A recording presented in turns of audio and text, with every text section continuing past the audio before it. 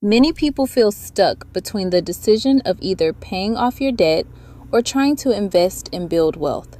Hi, I'm Fran, and today we're talking about one of the most common and most confusing money decisions. Should you focus on paying off debt first, or should you be prioritizing investing instead? The answer may surprise you, because not all debt is the same, and not all financial situations are the same. For a long time, we were taught, pay off all your debt first, then start investing. That's not the case anymore, so I'm going to break this down in a way that actually makes sense for real life, so you can make the best decision for you. We were told that the goal is to be completely debt-free before we even think about investing. And on the surface, that sounds responsible and practical. But here's the problem. Maybe this made sense 50 years ago when the average student loan debts were between $1,000 to $3,000. Now, the average student loan debt is $43,500.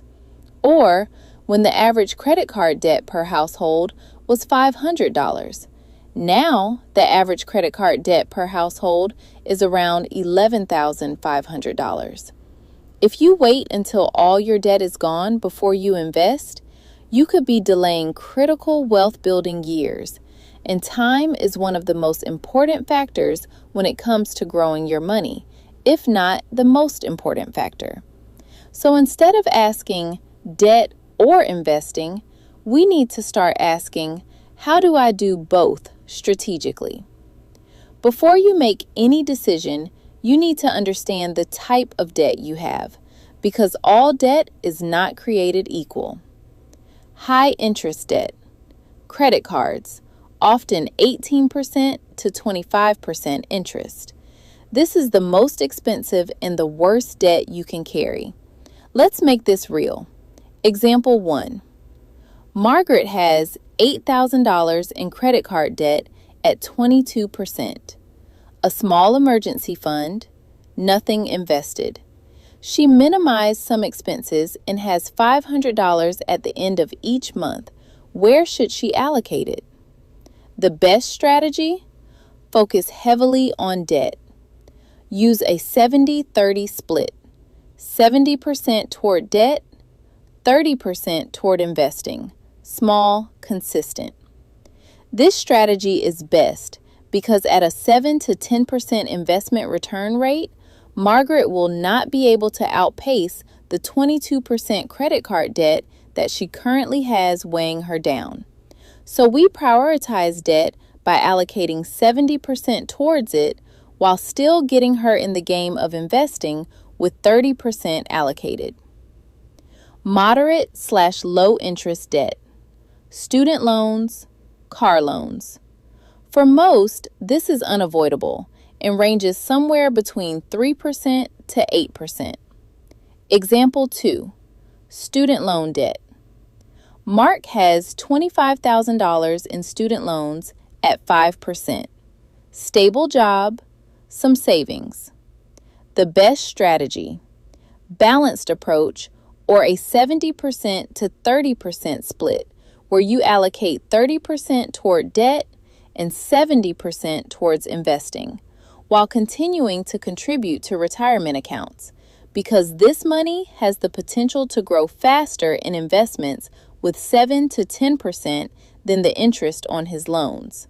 So you want to make sure you are adequately investing during this time period. Long-term/asset-based debt. An example is your mortgage. These are often lower interest and tied to an asset that can grow in value. Example 3. Mortgage plus stable finances. Angela has mortgage at 4%. No high interest debt, emergency fund in place. Her best strategy. Prioritize investing 70% to 30% split where you allocate 70% towards investing and 30% toward debt.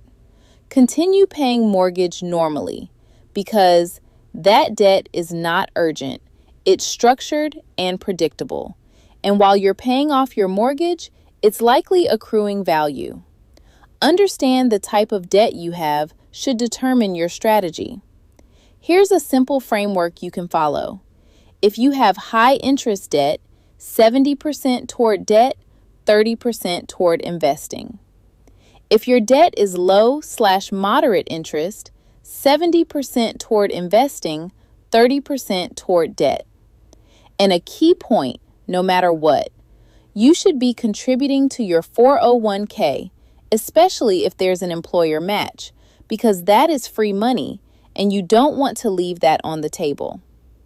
This isn't just about math, it's about behavior, because if you focus only on debt, you might feel discouraged. Focus only on investing, you might ignore real problems. So the goal is build momentum in both areas, and most importantly, stay consistent.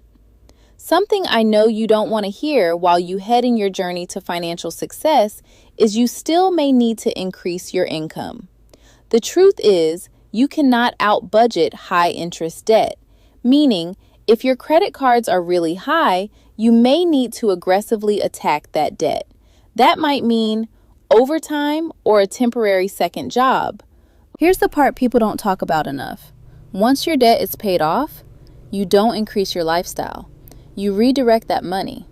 So if you were putting $500 toward debt every month, now that becomes $500 toward investing. And because you're already used to not spending it, the transition is seamless. That trajectory is how wealth starts to build. So no, you don't have to choose between paying off debt or investing. You just need a strategy that makes sense for your situation. Focus on high interest debt first, staying consistent, building habits you can maintain, and investing the whole way through. You can do this. If this helped you, make sure you subscribe because we're building real financial strategies for real life over here. Thanks for watching Fran's Finance Facts, where real life meets real money. I'll see you in the next video.